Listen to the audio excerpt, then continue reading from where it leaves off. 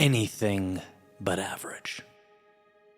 To put it simply, because life is too short for anything other than your everything. Here's the simple truth.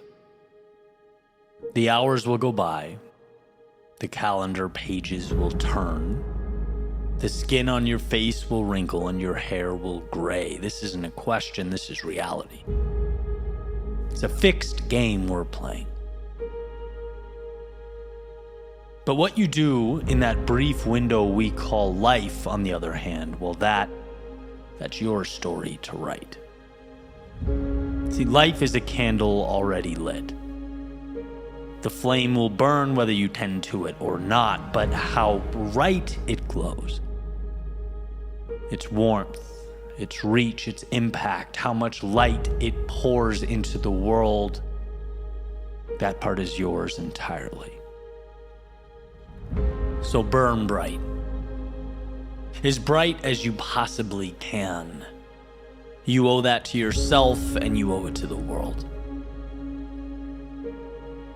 See, there is one enemy as far as I'm concerned. That enemy is regret. Knowing that there was even a drop of life left in you when all is said and done. Knowing that you had dreams and they stayed imaginary. Allowing yourself to, as Thoreau eloquently put it, lead a life of quiet desperation. Allowing your passion, your aspiration, and your potential to go to the grave with you. Let today be the antithesis of that outcome.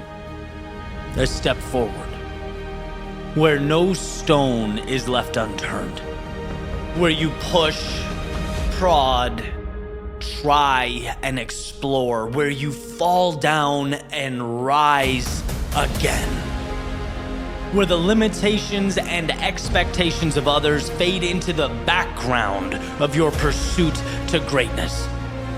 A pursuit not taken on because you have to, but because you get to. Because you were placed here with the seed and the opportunity to nurture that into something meaningful every single day of your life. When all is said and done, let them say either that you gave every single thing you had, all of your heart and soul, and fell short, or that you against all odds crossed the line and emerged victorious, but never let your time here support the notion that you settled for average, or that you immersed yourself in mediocrity. That's not you. It's not why you're here. So while there's still air in your lungs, while you're rotating around the burning ball of fire up in the sky, make your mark. Prove them wrong. Show the world that despite the highs, the lows, the ups, the downs, and everything in between, you were anything but average.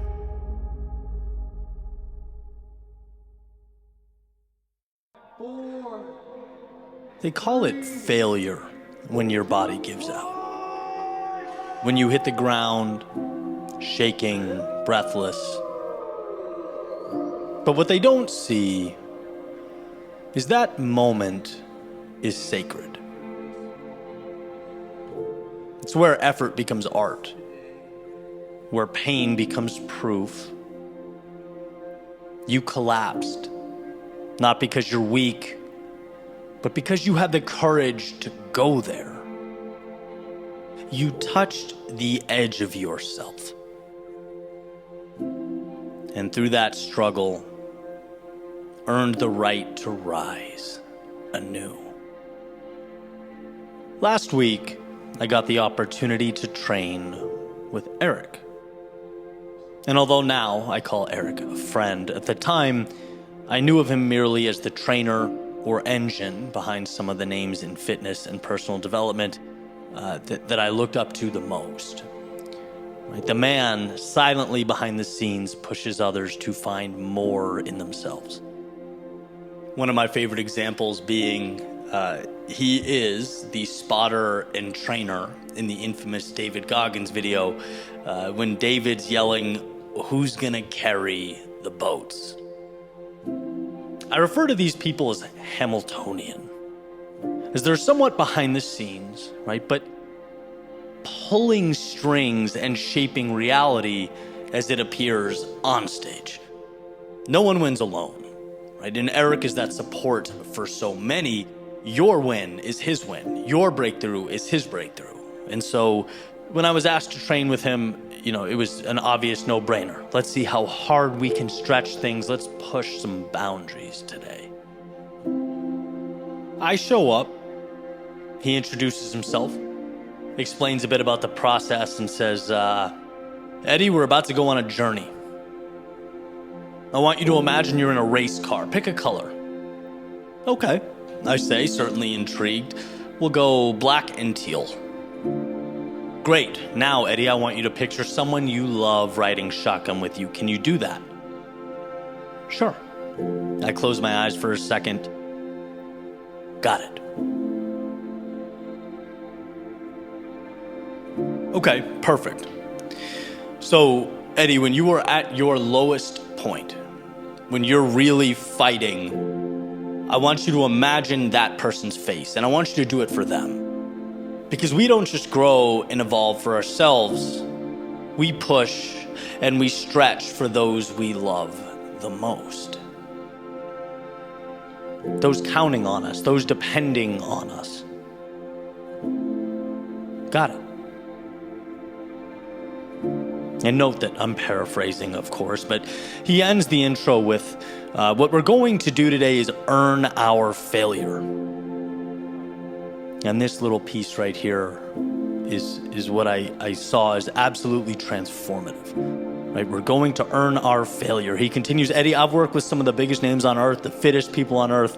All of them have failed. All of them. And that right there is the magic, the beauty. When we fail, we change. We become that much closer to the divine. When we earn our failure, we give ourselves permission to grow. When we fail, life begins. So today, this morning, how about we earn our failure?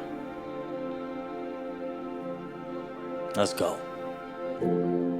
So we stretch and jump right into the workout, beginning with what I'm guessing is 15 to 20 minutes of squats, jump squats, lunges, all lower body stuff.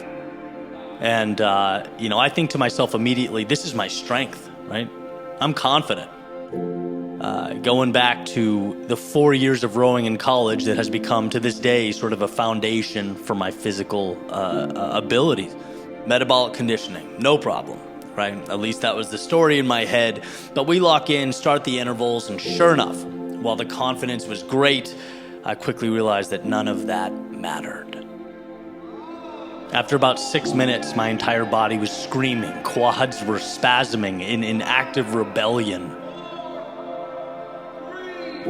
Probably been about 10 years since I'd gone that long without a single momentary pause, without a break. And he's screaming the entire time, Eddie, let yourself fail. You've got this. Fail. In my mind, there was this defense mechanism without even realizing it.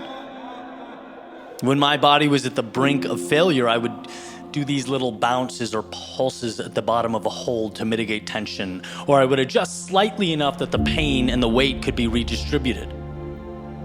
I come from the school of, it doesn't matter how you get there, just figure out a damn way. And, there's certainly a time and a place for that.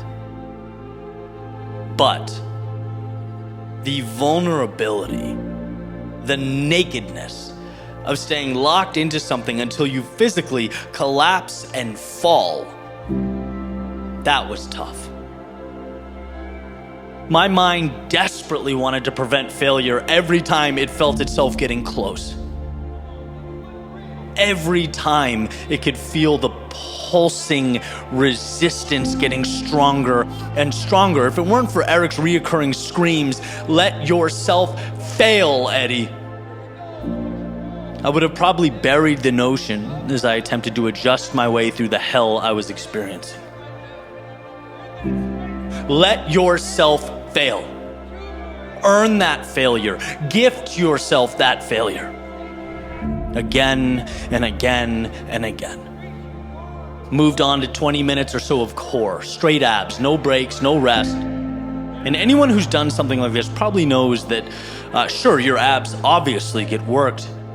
But kind of an unknown thing is that after minutes of flutter kicks and bicycles and leg raises, so on and so forth, your legs get heavy.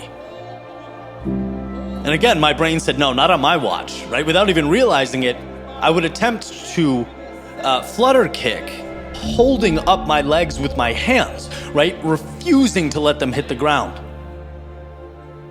That is until I heard the words, let them fall, Eddie. Let them hit the ground. Let yourself fail. And so I let go of control. I let them fall, and fall they did, giving me about a 3-second reprieve from the chaos before I gathered myself and entered the fight again. And again and again. I think I probably failed 4 or 5 times. But rising each time, collecting myself, reframing the experience, and carrying on. Segment by segment, exercise by exercise, we got through it. Finally, we stood up, sat against the padded wall in the gym, and talked about the session, talked about life. And I quickly realized perhaps the line separating the two was finer than I may have realized. We don't give ourselves permission to expand until we earn failure in our lives. Until we travel out to the brink of who we are and let ourselves hit the ground. Until we carry so much weight that it ultimately levels us. Because every time we start again, not only are we a little bit stronger, but we begin to realize that if that was the worst case, that if I swallowed my pride, let it all come crashing down, and still I rose, still I asked for more, still I showed up, what can stop me? What out there is bigger than me? What out there is so scary that it can halt my upward trajectory? The challenge is, and always will be, finding the strength to let yourself, to not hedge, to not look for off-ramps, to not hold yourself up, but for a time, fully disassemble. Have you ever been driving and reminded yourself to relax your muscles? Let your shoulders down, loosen up your back. And you realize how tight you were, right? How you were holding yourself up. Deep inhale, and with the exhale, you intentionally relax. Let it all sort of melt. That tension we didn't even realize was there until it crossed our mind. I think the same thing is true when it comes to the vulnerability of failure. We often, without knowing it, want to shield or protect ourselves from it, right? The natural thing is to be safe. We are biologically designed for safety above all.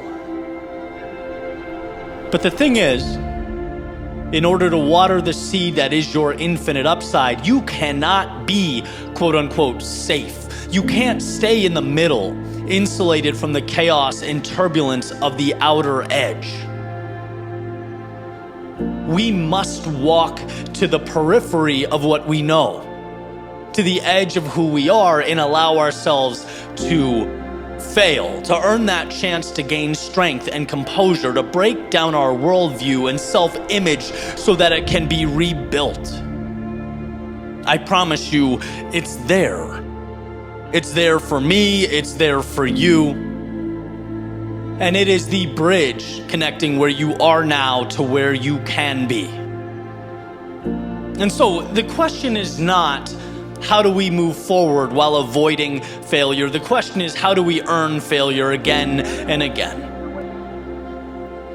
How do we reprogram our minds to see it as a beautiful necessity, a step forward?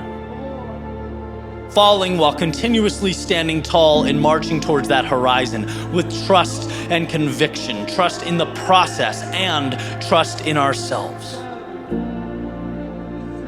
Because in a world where falling is scoffed at, right, looked down upon and considered a negative, only a few,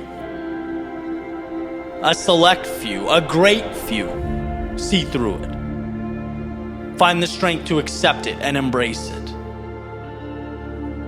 And I think that's the question we're playing with here. Will you be vulnerable enough to let your legs surrender to gravity and your body hit the floor? In a world where biologically we want comfort and societally we're inclined to merely tiptoe through life, will you choose to earn your failure?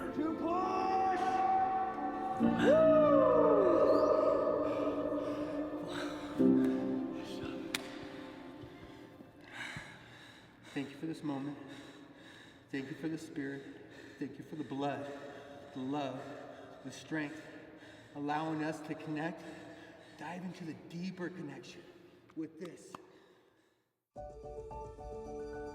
The world reflects back at us what we currently are, like a giant mirror projecting the movie that's playing in our heads. We lay on the horn in traffic, not when we're at peace with ourselves, but when we're in duress. We gravitate towards the negative, not when we're living in abundance, but when we're living in scarcity. We quit, retreat, contract, not when we're confident in the road ahead, but when we're doubtful, alarmed. In other words, we find out in the world what already lives within us. Life, in many ways, is not absolute, it's evidence. It's evidence that we'll use to justify the things we already believe. Wayne Dyer used to use the metaphor of an orange. It can be squeezed and squeezed and squeezed, but there will never be grapefruit juice pouring out of an orange. No, grapefruit juice doesn't live there. You can only find on the outside what lives in the inside. You can only extract from the orange juice. Recently, a good friend of mine said to me that they'd like to change their financial situation. To which my response was, perfect. You most certainly can, right? Like anything, yeah, it'll take work and some planning and some restructuring, all that good stuff, but you most definitely can. And his response was, sure, that's what all you motivational people say. Okay, smart guy. Now you're an example on a podcast episode. Congrats. Why? Because you want the people around you to realize how much is possible for themselves, right? It's not sorcery or witchcraft to believe something better is possible. In fact, if one doesn't believe it's possible, they're effectively cementing their feet to the ground, at least with regard to that particular pursuit. Let's face it, you don't begin journeys that are not possible. We don't allow ourselves to do that. And so, to not believe in an outcome and somehow still wish for that outcome, well, that's essentially our orange metaphor, right? Can't squeeze financial freedom out of a mindset that only sees monetary constraint. Believing it's possible starts the journey. See, there's so much pragmatism in growth. You know, people talk a lot about the law of attraction, and yeah, I get it, right? It sets targets. But the picture of, let's say, a dream house on your wall is not why you'll eventually have the dream house. The picture of the dream house on the wall reminds you. It helps you believe that you're someone capable of someday acquiring that house, obtaining that type of success, which results in you, wait for it, doing things that help bring that to life. It is the doing. But that doing must be connected to belief. Mid-20s. I was unhappy, wanted more, but didn't really believe myself capable of obtaining more, right? That was the issue. Back to the old orange expecting grapefruit juice. Can't get results in an area not conducive to their creation, right? It wasn't until I said, you know what, maybe, not definitely, but maybe it could happen. Maybe I can take control here. The odds have to be greater than 0%, right? It's Jim Carrey and Dumb and Dumber, so you're saying there's a chance. Yeah, it's like starting out, that's all you need, a chance, the door cracked. In the beginning, I just needed to convince myself something different was possible. The beginning of transformation and that internal change prompted how I interacted with the external world. You do things differently when you believe differently. Or, if you want to phrase it another way, believing that you can bring something to life doesn't guarantee that you actually do. But believing you can't guarantees that you won't. And why not stack the odds in your favor? I often juggle back and forth between the philosophical and the tangible or the tactical, right? 3 ways to do X. Life hack to change Y. Yeah, of course. Life does in so many ways come down to the tactics, to the how, to the steps. But does that even matter if you don't believe in the pursuit? Does it matter what Google Maps says if you never step out your front door? You have to convince you.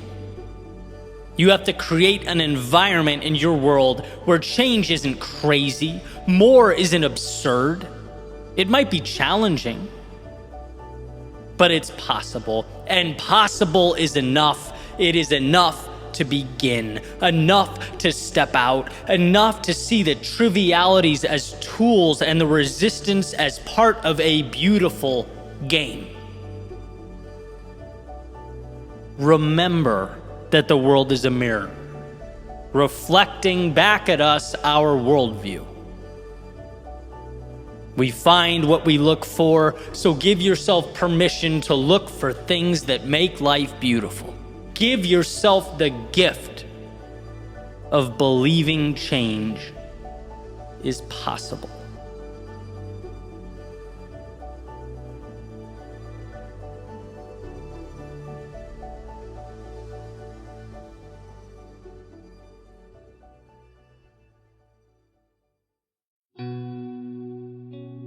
Just imagine if we implemented into our lives all those things we already knew would make us better. Imagine if we became masters, not just of knowing, but of transforming knowledge into motion. A friend of mine, Tyler, will reach out every once in a while after listening to one of the episodes, and we'll just kind of riff back and forth on the content. Chat about the overlaps, the differences, most importantly, how we can each in our own world be a little better, happier, and healthier. Tyler recently built and sold a tech company and is now transitioning into a new chapter of his life. And in essence, starting over, which is something I can in many ways relate to. And this morning I got a voice note and said, man, imagine if we implemented wholeheartedly the things we knew to be true. Imagine if we could execute for ourselves with the same advice that's so obvious when looking out at the world, at others. And I thought, oh man, right, as someone who's spent a decade thinking and philosophizing about this stuff, this is a very real and valuable question. Not only that, it sort of comes at a perfect time. And here's why. Right? Those of you who have been listening to the channel or podcast for a long time, you know this, for me, has been one great adventure, documentation of a journey. Starting with the first video I ever released, Ode to Excellence, which was essentially me promising myself just to give this creator thing a try and not go back to what I knew to be safe, to videos like Running in the Rain, where I discuss my coming to understand the value of identifying as a person who does the hard thing to speeches like "make you proud," where all I'm really doing is, during hard times, assuring myself that things will be fine. To more recently, where sure, I'm finally seeing some of that growth and 10 years of effort compounding, but now grappling with brand new challenges. Right, since day one, I've been coaching myself through the ups and the downs, but what are these stories? What do they provide for me, or for those who listen to them? Well, in a sense, they're the lessons learned. They paint a portrait of the ideal. They're merely information. Yes, life gives you more when you ask more of life. And yes, discomfort is often the cost of admission. Yes, you can get through life's greatest storms if you take it one step at a time. And yes, the challenges we face evolve and the context changes, but we are equipped to confront and handle them. Guess what though? None of that information matters if we don't act on it. If we're not using the past to recreate the present. Those stories are my map. But even the best map in the world is meaningless unless it's being utilized. And Tyler's very simple and direct question was valuable to me in that it did two things. First, it made me think, Eddie, look back at your journey. Look what you've overcome, right? In a number of ways, you've learned. You know what needs to now be done. And simultaneously prompted me to ask, and so now, this very moment, what are you doing about it? I love the lesson. I think there's art in our struggle and beauty in the overcoming of our suffering. But if all those lessons, if the ideal remains stagnant like a caged bird, what's the point? That wisdom must be set free, and that only happens with a targeted, deliberate effort. I felt this sense of excitement, invigoration in asking myself, how can I highlight the doing? Where can those wheels hit the road faster? How can I delve further into those very epiphanies I love to explore? Something that I'm encountering now that's both fun and challenging is the transformation from, really being a solo creator, speaking, writing, producing in his studio, to seeing the process as a business owner, to building a support structure and systematizing workflows, right? As a friend has said to me before, a little less Mickey Mouse in order to be a little more Walt Disney. And it's happening, but the truth is, right, you don't get where you're going the same way you arrived where you are. So how can the old lessons be turned into action now? Knowing my world changes the second I decide to act is like having an unused arsenal at my disposal. Knowing my foot is barely touching the pedal is power.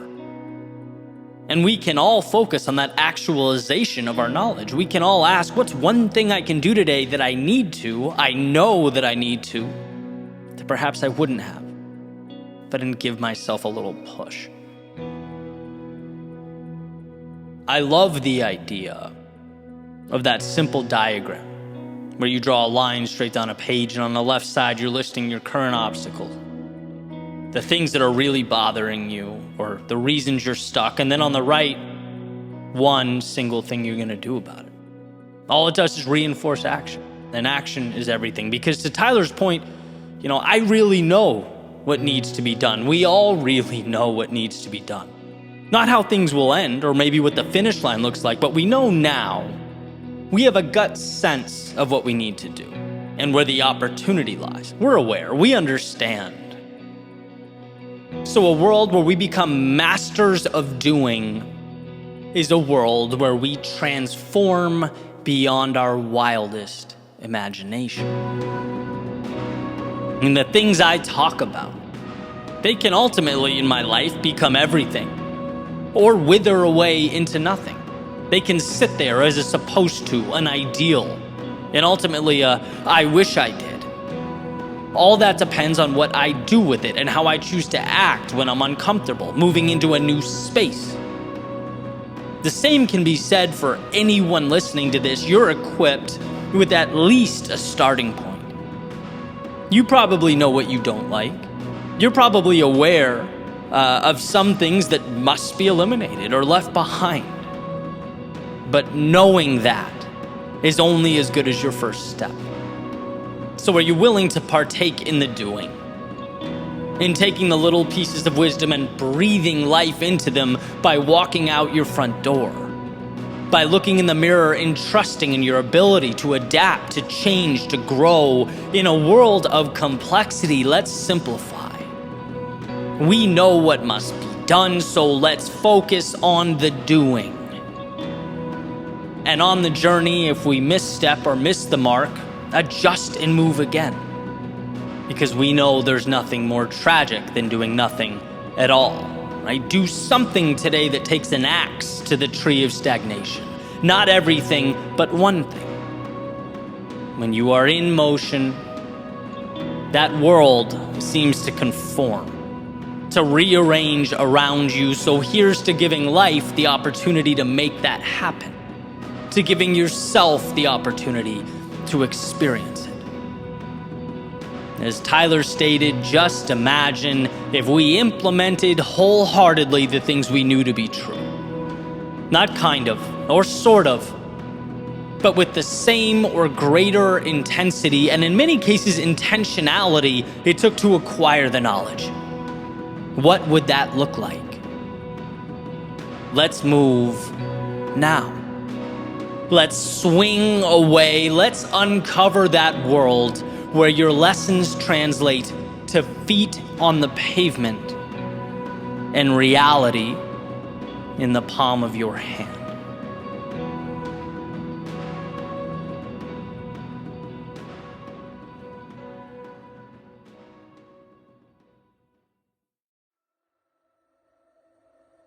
I was in Arizona last week. Got a chance to interview Joe Polish, best-selling author and founder of the Genius Network. As I was sort of making my way around the Genius Network office with my coffee that morning, I noticed in one of the meeting rooms there were some quotes hanging on the wall.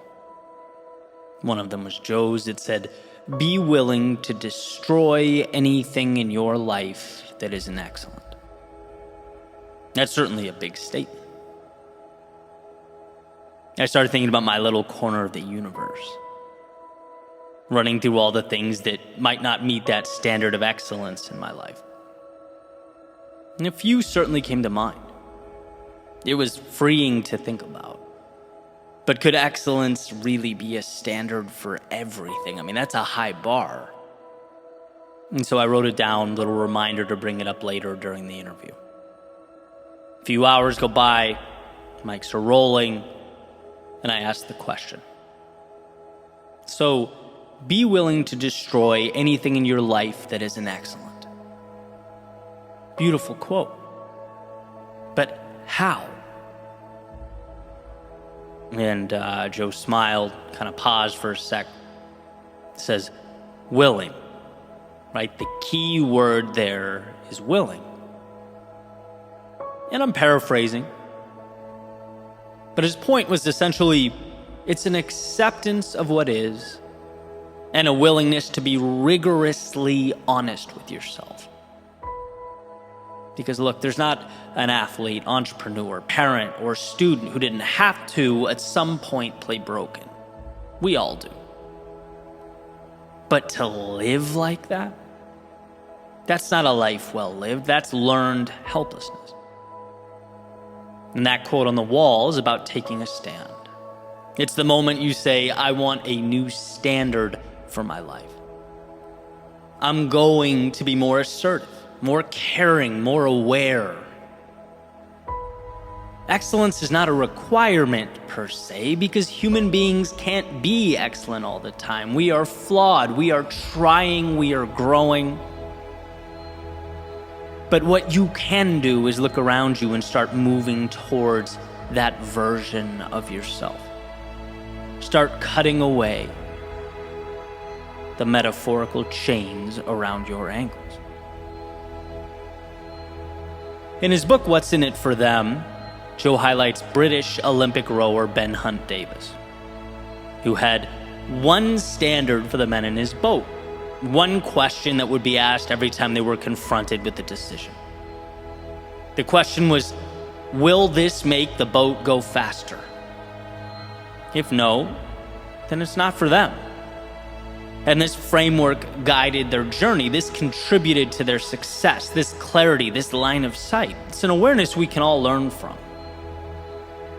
Understanding that we're not shackled to yesterday, we're not tied to the old stories, the old relationships, the old ways of living. No, our paths are not dictated by what was, but rather our willingness to be aware, to ask the questions that position us towards our North Star. And as the conversation was winding down, Joe pointed to a quote from the movie Vanilla Sky. It states, "Every passing minute is another chance to turn it all around." Change doesn't happen without the understanding that more is possible. That perhaps you'd been conceding too much while asking too little of yourself. Perhaps you've been surrounding yourself with inadequate resources. Maybe you've been building walls that without your knowing it became self-induced limitation. And yeah, excellence in every single aspect of life is unobtainable. But what a beautiful standard. What a journey to embark upon, a horizon to chase down. And the point is not to recklessly destroy your current reality, but to build a bridge connecting what is to what can be. It's loving the reflection in the mirror enough to know you are better. You can be better. You will obtain better. You need not be perfect or flawless, but you must be willing. Willing to destroy anything in your life that isn't excellent.